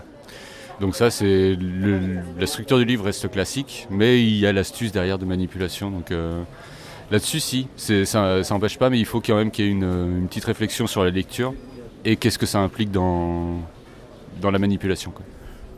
En termes de fabrication, pour le coup, vu qu'il y a souvent des astuces, souvent des livres un peu originaux dans la forme, on voit qu'il y a un cube avec plein de petites cartes à l'intérieur, un livre qui s'ouvre en 4 rabats avec 4 livrets dedans. En termes justement de relation à l'imprimeur, c'est quelque chose qui est important, j'imagine. Vous avez un imprimeur que vous aimez bien, ou c'est un peu complexe à mettre en œuvre parce que vous sortez de la norme au niveau de l'imprimerie? Alors c'était très très galère au départ. On a essuyé pas mal de plâtre et au fur et à mesure, en fait, dans les salons, on a rencontré quelques imprimeurs, dont un avec qui on travaille depuis maintenant 5 ans, qui est Olivier Sonnen de l'imprimerie Hiro sur Périgny, donc dans la Charente-Maritime. Et pour la petite info, je sais pas si tu te rappelles du livre Pinocchio de Winchless. Le premier tirage du coup était fait chez lui, tout ça, machin, donc c'était un peu sa carte de visite. Et lui, c'est un grand fan de ce qu'on appelle des moutons à 5 pattes, quoi. Et ce qui est génial, c'est qu'en plus, il a un contact très facile, c'est hyper humain, les échanges peuvent se faire vraiment rapidement. Et donc, sur les besoins, on peut le contacter, lui dire bon, on a ça, machin, qu'est-ce que t'en penses? Et lui nous donner son point de vue, de dire en fait, tu vois, si tu réduis le truc d'un micro-truc comme ça, si on utilise tel même papier pour tel truc et tel truc, là tout de suite on a des coûts qui vont baisser et vous n'êtes plus obligé de vendre le livre à 70 balles, quoi. Ouais, vous avez l'imprimeur est presque autant auteur que l'auteur du bouquin. Et même pas que, même le diffuseur, parce que récemment la question s'est posée pour un livre, où même le diffuseur a apporté sa patte en disant l'objet est cool, mais en librairie il va être invisible. Donc il faudrait peut-être revoir un truc là-dessus. Donc là on est ça dépend vraiment des bouquins. Il y a des bouquins où on ne peut pas faire de compromis. Et d'autres bouquins où on fait ouais d'accord, donc la forme, même si elle est marrante, même si elle est un peu intéressante, elle est peut-être en fait un peu gadget. Là, pour le coup c'était de l'emballage, c'était de la boîte. Même si il y avait un truc intéressant sur le fait du processus d'ouverture qui mettait le lecteur dans un certain état d'esprit très précis lors de l'ouverture du livre. Là pour le coup c'était une ouverture centrale, il faut imaginer une petite boîte carrée et avec une ouverture vraiment centrale quand on allait l'ouvrir on allait avoir un peu un sentiment de disséquer quelque chose de très, très fin. Et moi j'aimais bien cette sensation là parce que ça allait après avec le propos du livre. Mais voilà, il y a le diffuseur qui est passé par là, l'imprimeur aussi qui a fait bon, du coup ça c'est pas mal, mais tu vois, là-dessus tu peux virer par exemple l'étui fourreau que tu veux la mettre dessus parce que ça cache un peu sous ce truc-là un peu d'ouverture un peu classieuse, même si tu gagnes en solidité du livre et ça te rajoute un petit zéro à ton devis. Et le diffuseur qui est passé là-dessus, qui a fait ouais, la manipulation du livre est sympa. Par contre, la boîte, pas convaincu parce que en fait, ça va juste faire un cauchemar en librairie, quoi. Donc de tout ça, en fait, de tous ces trucs-là, même des retours des libraires, en fait, qui nous donnent le point de vue, qu'on leur présente les bouquins, parce qu'on est sur Nantes, donc qu'on a un peu de temps, la possibilité d'aller voir les libraires qu'on connaît bien et de leur présenter les bouquins avant qu'ils sortent, ou même les maquettes, ça peut arriver. Et qui nous disent bon bah ça c'est pas mal, ça je le vois mal dans une librairie, je vois mal comment les lecteurs peuvent s'en sortir pour le sortir du rayon ou même l'ouvrir sans que ce soit complexe, quoi. Justement vous êtes associatif, donc j'imagine que personne ne gagne sa vie avec ce que vous faites alors que vous faites quand même du beau bouquin. C'est quoi un gros tirage chez vous? Alors on est sur un tirage de croisière de 1000 exemplaires. Mais parce que justement on fait très peu de bouquins par année et ce qui nous permet, on est vraiment sur une économique du long terme, donc de se dire voilà, l'idée c'est que les bouquins ils nous durent pendant 3-4 ans, quoi. Et après on voit ce qu'on en fait, donc on voit ce qu'on en fait, on voit si on réédite ou pas, s'il y a besoin de le remettre dans le catalogue ou pas.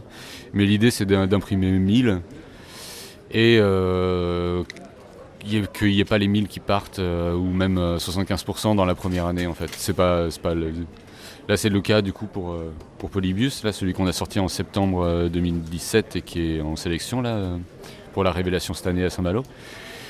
Je pense qu'on va être embêté un peu rapidement, donc on espère que les ventes vont se calmer pour qu'on n'ait pas à le retirer tout de suite, parce qu'il est très cher à imprimer, et en réimprimer 1000.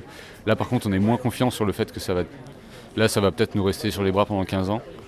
Et après c'est des questions de stock et tout ça, quoi. Donc, c'est ça, être associatif. En gros, on est un éditeur, on n'a pas trop envie de vendre des bouquins parce que sinon on risque d'être emmerdé, c'est ça. En fait, mais même pas que dans l'associatif, hein. C'est un vrai problème d'édition. C'est cool de vendre plein de bouquins, mais c'est toujours une question hyper cruciale de te dire le bouquin il a vachement bien marché à la sortie. Et là il est épuisé. Et à combien je le retire ? C'est parce que du coup le prix de vente il est fixé. Et moins tu vas faire un tirage élevé, plus ton prix de fabrication par exemplaire va augmenter. Donc tu te poses la question de genre, est-ce que du coup y a moyen de rebooster un peu ça, ou est-ce que c'est un truc qui va continuer à décoller comme ça et je le retire à 2000, ou est-ce que je fais un tirage à 500 et je casse un peu mes frais, mais au moins il est toujours présent dans le catalogue, tu vois. Vous êtes associatif, la difficulté d'être diffusé, de faire parler de vous, c'est quelque chose que vous rencontrez justement, de peut-être pas avoir des gros réseaux comme peuvent avoir un éditeur, je dirais, commercial Alors nous, diffusion, on est avec Serendip Livre, ils sont des anciens de The Uchikuchi et qui diffusent aussi The Uchikuchi, entre autres Adverse, Hécatombe, si je dis pas de bêtises. Et en fait, c'est un peu... on en causait du coup avec Bérangère d'ici même, et elle trouve que c'est vraiment Macassar, mais il y a 10 ans, 15 ans. Donc ce qui est assez drôle et ce qui nous convient bien en fait. Ils ont un rapport où déjà ils ont un catalogue pas non plus qui fait 15 pages, quoi. Et ils peuvent être plus proches des éditeurs, plus proches des libraires.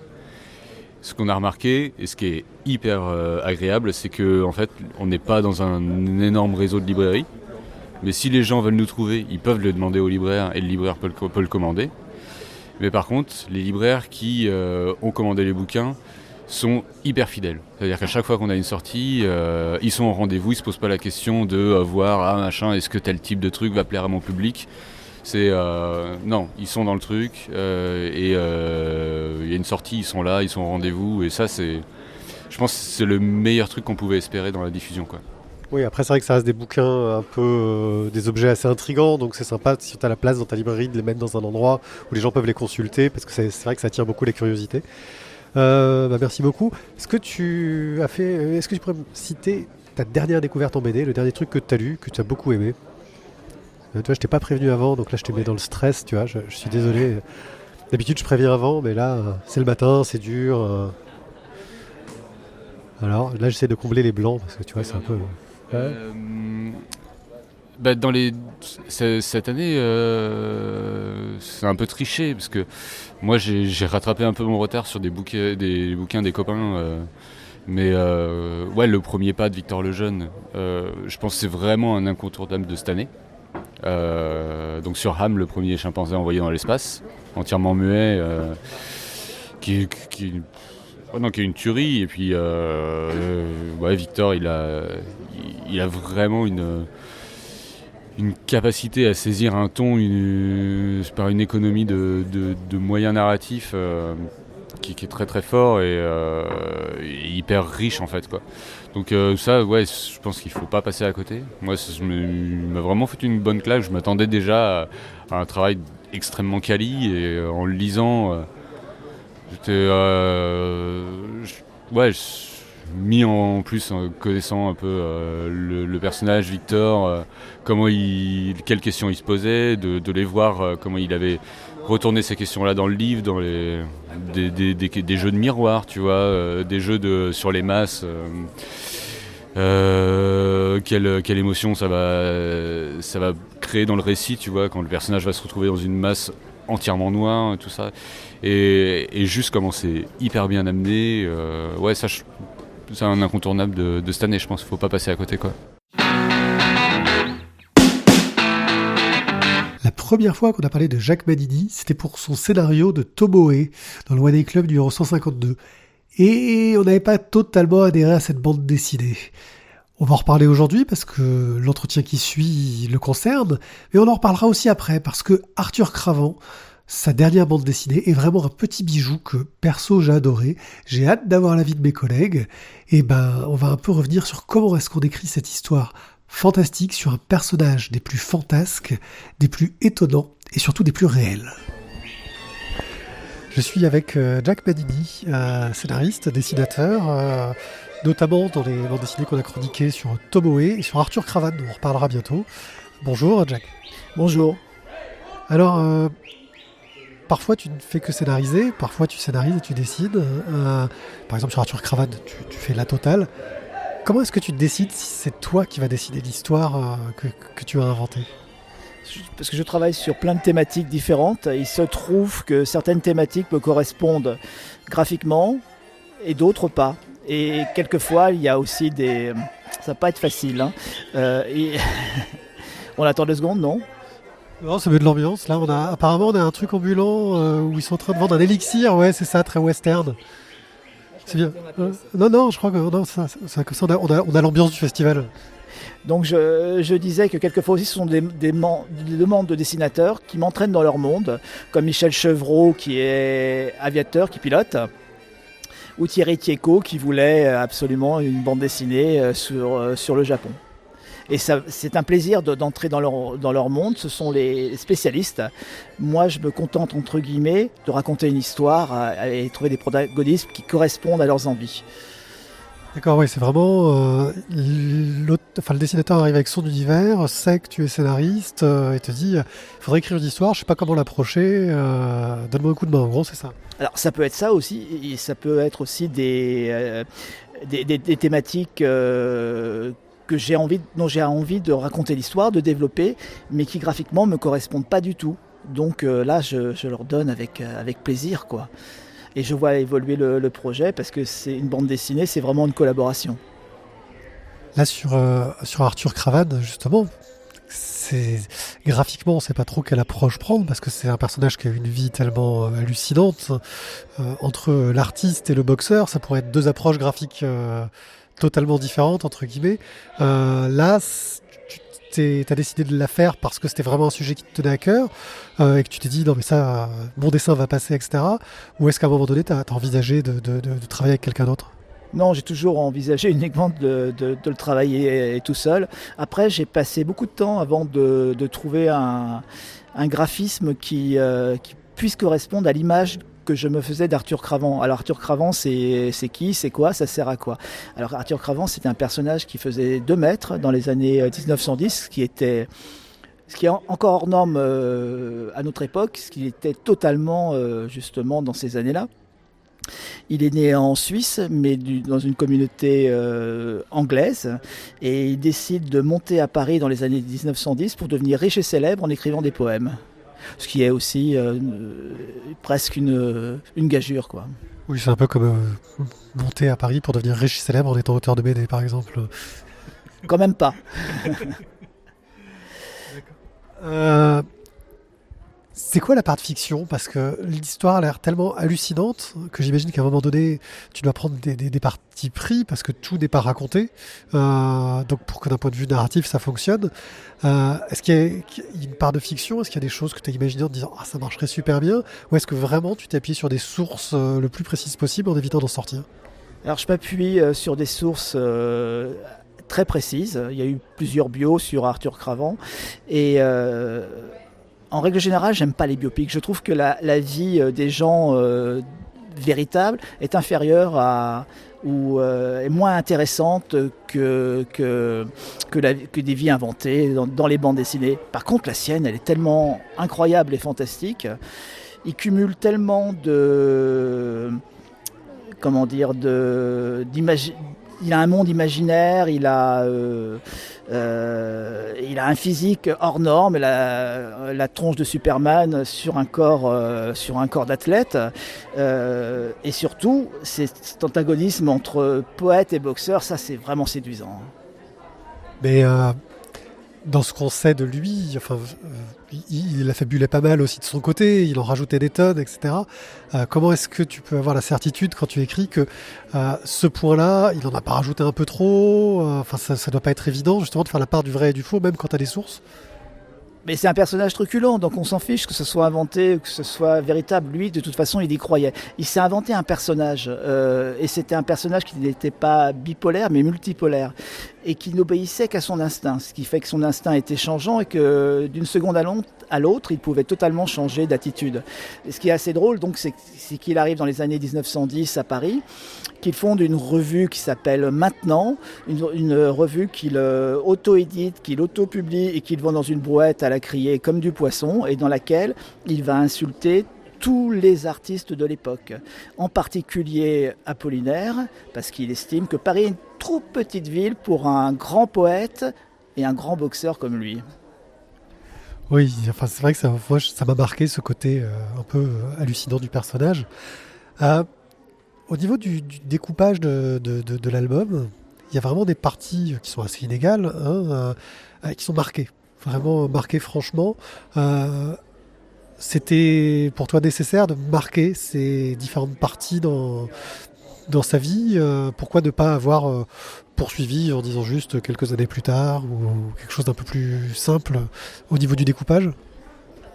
Comme je disais, c'était un poète et aussi un critique d'art. Et dans sa revue, c'était un petit peu ses états d'esprit au fil du temps, au jour le jour. Et c'est bourré d'aphorismes. C'était un punk avant l'heure, mine de rien. C'est toujours trash. Et c'était là, comme c'est un récit de 200 pages, c'était intéressant de ponctuer ce récit par des aphorismes d'Arthur Cravant, aphorismes qui correspondent à certaines scènes de sa vie qui sont en relation directe. Donc il y a différents passages où je relate justement des petites parties de texte d'Arthur Cravant et 4 parties en fait avec des gouaches dans le style entre guillemets d'un peintre qui est le seul peintre qu'il n'a pas insulté, qui s'appelait Kees van Dongen. C'est toi qui as fait des toiles dans le style de Kees van Dongen? Oui, je suis fan aussi de ce peintre-là. Donc il y a beaucoup d'affinités que j'ai avec Arthur Cravant, parce que d'abord il est boxeur, il était boxeur, j'en parle au présent, et moi je suis boxeur aussi. Et puis on aime aussi les mêmes peintres, donc, et on déteste certains autres, ce qui est assez drôle. Mais, sauf que lui, il avait beaucoup plus de culot que moi. Oui, tu pourrais faire pareil, te mettre à la criée avant un journal où tu dis du mal des auteurs de BD devant le palais du Grand Large? Non, je n'oserais pas le faire. Mais ça pourrait te faire connaître. Oui, pourquoi pas, ouais. Je voulais savoir, en tant qu'auteur, est-ce que tu vis de ton travail d'auteur? Oui, j'en vis pas comme un multimilliardaire, n'est-ce pas? Mais je ne fais que ça, disons. Parce que je suis aussi scénariste et coloriste. Et surtout, je n'arrête pas. Là, actuellement, vu toutes les difficultés que rencontrent les auteurs, on en parle beaucoup, il y a certains qui arrivent à se mettre dans de l'auto-édition, à jouer sur les réseaux sur Internet, monter du crowdfunding, ou même de faire que publier sur Internet. C'est des solutions auxquelles tu as réfléchi, qui t'auraient intéressé? Non, pas du tout. Je trouve que c'est déjà auteur de bande dessinée, déjà multicarte, c'est déjà beaucoup de travail. Et je trouve que là, pour moi, c'est une autre forme de travail et je n'aurais vraiment pas le temps. Et ça m'intéresse de voir les autres faire ça, mais personnellement, je n'aimerais pas du tout m'y mettre. Tu as d'autres projets en cours, j'imagine. Sur quoi est-ce que tu travailles en ce moment, que ce soit au scénario ou au dessin? Alors, si tu peux en parler. Oui, je peux en parler. Donc j'ai la suite de La fille de l'exposition universelle avec Étienne Willem, qui est aussi un tome autonome qui sortira au mois de mai l'année prochaine. J'ai un nouveau projet avec Michel Chevreau sur les Nozart, qui étaient les pin-up à l'avant des bombardiers pendant la Deuxième Guerre mondiale. Et personnellement, je suis au dessin sur un projet, sur un diptyque qui va relater entre autres, mais pas que ça. La véritable histoire du MMA qui est ce sport qui, aux États-Unis avec les boxeurs justement et point-pied, et ça va jusqu'au sol, d'un art martial assez étonnant, quoi. Ah là, pour le coup, tu vas être que dessinateur, tu vas pas être au scénario. Ah si, je suis au scénario et au dessin. Ok, si on veut suivre ton travail sur Internet, si on veut avoir des nouvelles de ce que tu fais, il y a un endroit où on peut trouver des infos? Il faut aller sur mon site, tout simplement, sur Facebook. Vous tapez Jacques Manini et voilà. Très bien. Ta dernière découverte en bande dessinée, qu'est-ce que c'est? C'est pas tout à fait ma dernière, mais c'est celle qui me vient à l'esprit. Je crois que c'est Southern Bastard. C'est Bâtard du Sud. Moi, je suis vraiment... au départ, mon école, c'est l'école américaine. Et là, je retrouve quelque chose de très moderne, dans l'air du temps, de très trash, avec un dessin très efficace, avec en toile de fond quelque chose de très spécifique qui est le baseball américain. Mais le baseball où le héros va morfler à coups de batte de baseball. Donc c'est une bande dessinée qui est très âpre, mais c'est très bien écrit, c'est très efficace, très bien dessiné, avec des cadrages assez incroyables. Belle mise en couleur aussi. Vous l'avez entendu, il y avait un peu d'ambiance sur le festival. Merci d'avoir suivi cette première émission spéciale. On reviendra dans la prochaine un petit peu sur l'ambiance, les expos et les différentes choses qui sont passées. Et je peux déjà vous teaser les prochains auteurs qui seront présents. Il y aura JH, les frères Baffre, Glenn Chaperon, Arleston, Marine Tubelair, les éditions Flubelub et Thébault. Un beau programme qui vous attend. J'espère que vous avez passé un bon moment avec nous et on se retrouve donc très bientôt pour la suite de mes aventures Bellwing. Chinese roads, our buttocks, geeks and throats, hands off.